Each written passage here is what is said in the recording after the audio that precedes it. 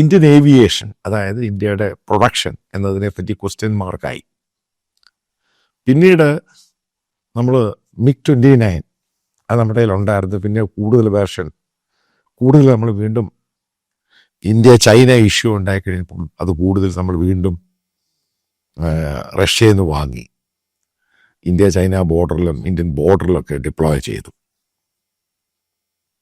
ഇപ്പം ലേറ്റസ്റ്റ് ആയിട്ട് പറയും നമ്മൾ ഉണ്ടാക്കിയെടുത്ത് ഈ പറഞ്ഞ തേജസിൻ്റെ ഒരു 50-60% സംഭവങ്ങൾ, അതായത് അതിൻ്റെ ഇഞ്ചിനും ലാൻഡിങ് ഗിയറും അതേപോലെ ഇജക്റ്റ് ചെയ്യുന്നതും ഇതെല്ലാം ബേസിക്കലി വിദേശത്തുനിന്ന് കൊണ്ടുവന്ന് അസംബിൾ ചെയ്യുന്ന, അല്ലാതെ ഇവിടെ ഉണ്ടാക്കുന്ന അല്ല.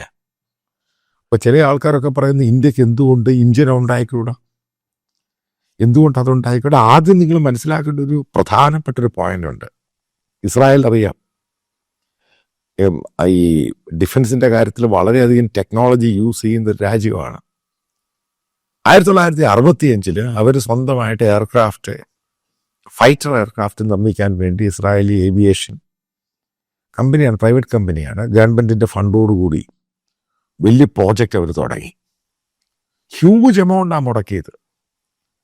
പിന്നീട് അവർക്ക് മനസ്സിലായ സംഭവമുണ്ട്, ഇത് ഉണ്ടായി കഴിഞ്ഞാൽ ഹ്യൂജ് എമൗണ്ട് മുടക്കിയത് മാനുഫാക്ചർ ചെയ്ത് കഴിഞ്ഞാൽ ഇത് വെളിയിലോട്ട്, അതായത് ഇത് മറ്റുള്ള രാജ്യങ്ങൾ ഇത് വാങ്ങിയില്ല എങ്കിൽ ഇതിൻ്റെ മാനുഫാക്ചറിങ് നടക്കത്തില്ല. കാരണം ഇത് ഇഞ്ചിനും അതും മറ്റു പലതും, ഇതാണ് ഇതിൻ്റെ അത് ഏറ്റവും വലിയ പ്രശ്നം.